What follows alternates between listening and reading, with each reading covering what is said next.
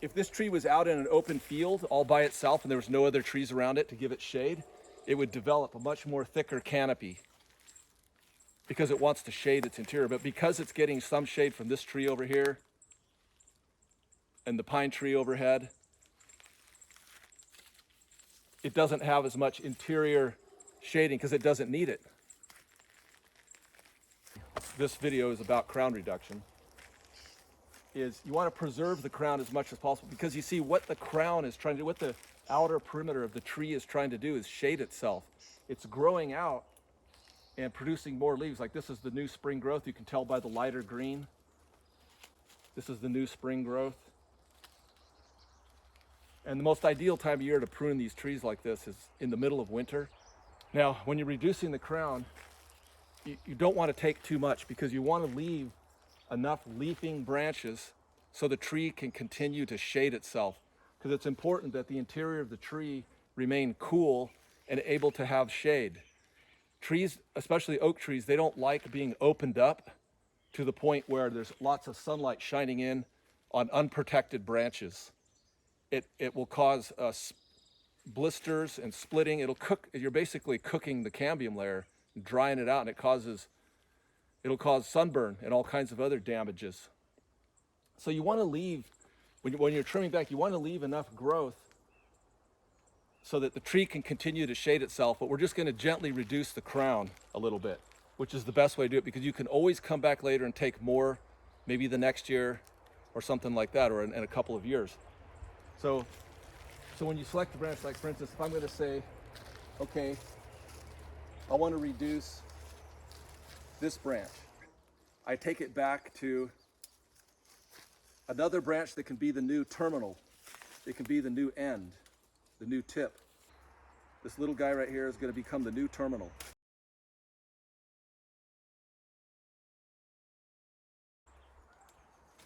And ideally, what you want is a lateral branch. These laterals coming out here, you want to select one that's growing off to the side or one that's kind of growing up. But not a branch that's growing straight up like a pole, like vertically 90 degrees up. Those aren't good ones. You want ones growing up sort of at an angle. I'm just going to take it back to this. Okay, so this branch right here, I'll take it back to another lateral. I'll look for a lateral. Like I could just take it back to this lateral right here.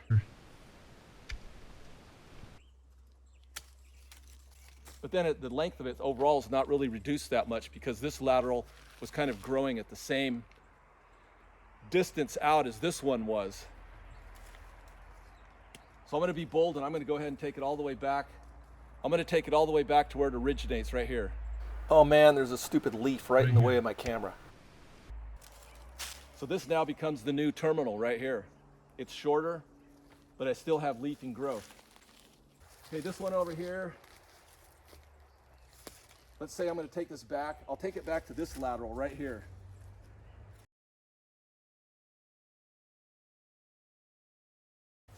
And this will assume the new terminal roll. I'm going to take that little guy off. This branch right here, what I do is I look down so when I'm reducing, what I'm looking for is where's my lateral. So the first thing I look for is a good lateral come up. Here's one right here. I'll take it back to this guy. So when you're selecting a lateral that's going to become the new terminal, you want to select a branch that's at least 25% of the diameter of the branch you're actually taking off. So if you're taking off a branch that's 4 inches in diameter, the lateral should at least be 1 inch or larger, ideally. Half the diameter, like 2 inch would even be better. I'm going to go ahead and actually take it back to here. And ideally, your new terminal should be at least half the diameter, ideally. That's what you should really shoot for. Yeah, so I mean, like if you've got a branch that's 4 inches in diameter that you're taking off at the tip, it would be nice if the branch that's the lateral coming off was actually the same diameter, 4 inches in diameter, and sometimes that happens. That's the most ideal situation. But you don't want it to be less than 25%. You don't want it to be less than 1 inch in diameter. And one thing you want to think about too when you're pruning your tree, when you're reducing the crown or something, is which side of the tree needs shade the most. It's the south side. In the northern hemisphere, this is Northern California, in the northern hemisphere, the south side of your tree is going to get blasted with more heat and sunshine in the summertime. So be careful on the south and southwest side of the tree. of reducing the crown too much. This is the north side of the tree. This side of the tree doesn't get hardly any direct sunlight in ever. And it's not going to get blasted with sun like the south side is. This is the south side over here.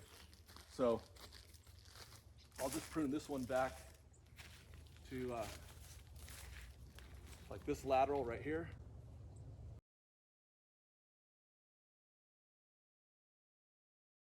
I'll take that and that one off at the same time. So this will be my new terminal for that one. And I'll take this one back to, here's a lateral right here. See that? So I'll take it back to there. Here come the motorcycles.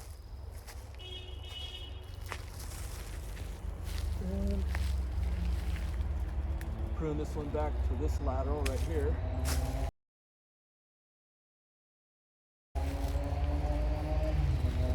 I'll prune this one back to, I got two laterals right here. I'll just leave this guy.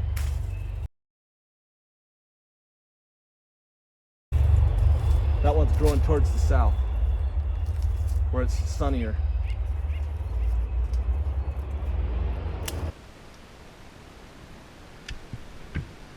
Prune this lower and off. This one's growing up, I like that. Lateral right here. I'll go back to a lateral like this guy right here. So you see, as I'm reducing the crown, I'm still leaving. You want to leave the interior branches because they're going to shade the interior of the tree. This one right here, here's the terminus.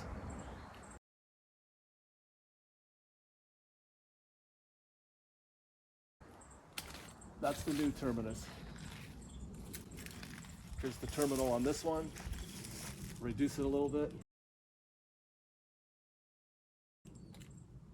Bring it back to here. Here's the new terminal. So up higher, I don't have a ladder, so I'm going to cheat and use my pole saw, pole pruner.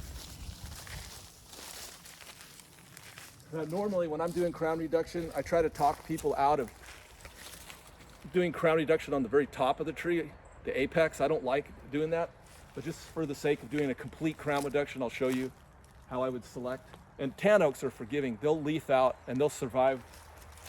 They will survive this pruning job quite well. They're pretty vigorous trees. They grow like weeds here in Northern California. This one, I'll take this one back to this lateral right here. But you don't want to do this on a conifer tree, like a pine or a cedar or a redwood. So that's the new terminal right here. And then up here at the very tip, the apex of the tree, I'll take it back to here. So this is going to be the new lateral. This one coming off this way, this will be the new terminal. Yeah, and like I said, it's a big mistake to top a conifer like a Douglas fir or spruce. And there it is. I'm going to prune that a little bit closer.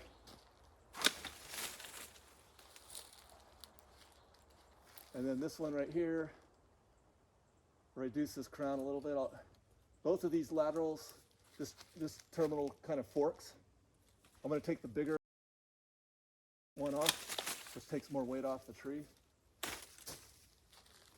So, as you can see, the tree still has green canopy all over it. And you want to leave green canopy. You don't want to prune the crown back so far where you don't have anything. And so yeah, that's the basics of crown reduction.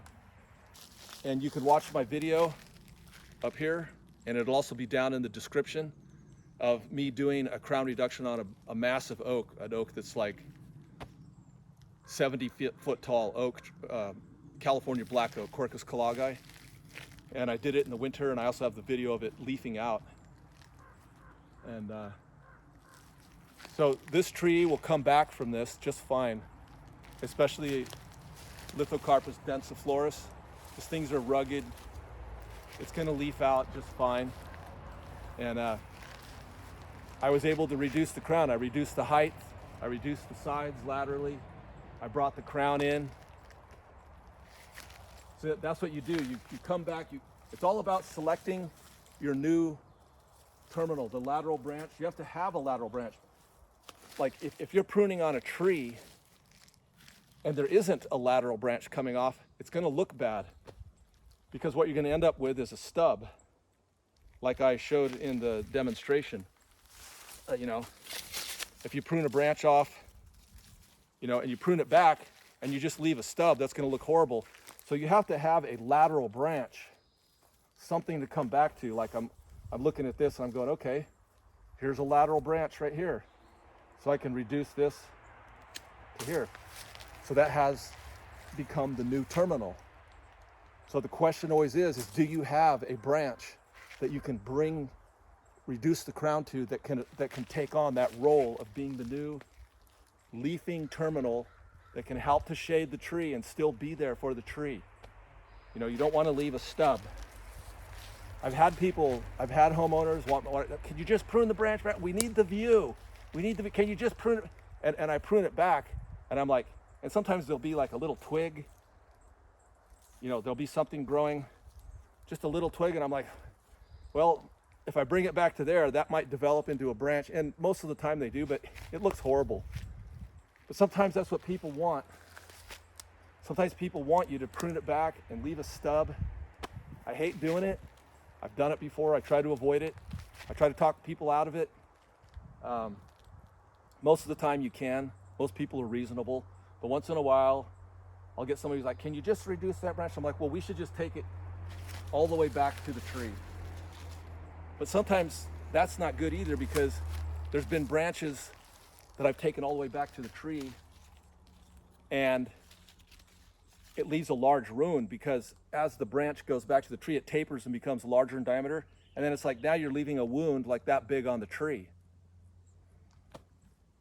So when you're pruning back a branch, try to find a lateral. Hopefully you've got one. You notice I'm repeating that because that's the thing, the lateral branch. People need to get there, right? You got a branch coming back, you got to have a lateral, a fork coming off that can be the new terminal. And one that hopefully it looks good. And ideally ones that grow off to the side or up, like this. If the branch is coming from underneath, they split off easier than if they're coming off on top. It's a stronger attachment point that's coming off on top, like this. See. Here's one on top. They're stronger if they get weighted, if snow gets on, rain. And one thing to take notice of, the branch that you select as your lateral should be a minimum of 25% the diameter of the branch you're actually taking off. So it's not too small of a, you don't want just a little twig coming off the side, It's stronger attachment point in there. A branch coming off the top, can you guys see that? A branch coming off the top is stronger. But if it's a branch coming off the bottom, if I cut this off, and I leave this bottom branch, this branch takes less force for it to pop off. Very little force and it just popped right off. See that? It disjointed itself. But if it's coming off the top, it's much stronger. So ideally you shoot for that. So yeah, that's just the basics. And so yeah. You can watch this video here. This is me doing a big black oak, like a 70-foot black oak that was leaning over someone's house, where I reduced the entire crown. It's much easier to do in a bucket truck because, as you can see, you have to get out here. If you're climbing, say this is a giant tree, 70 foot tall, you have to climb out here with ropes, and then you have to get out on the ends of the limbs. And the ends of the limbs, sometimes you're on a limb like that big around, a little limb like 2 inches in diameter, and you're like balancing on it, and you got your single rope technique, rope attached to multiple points to distribute the load. So you're not loading one branch at a time that you're standing on, so that you're distributing the load. You're trying to get way out in the crown and prune way out there and you have to get in really weird body positions, really difficult. Anyways, so yeah, that video is up here and down in the description as well. And yeah, so I hope that helped.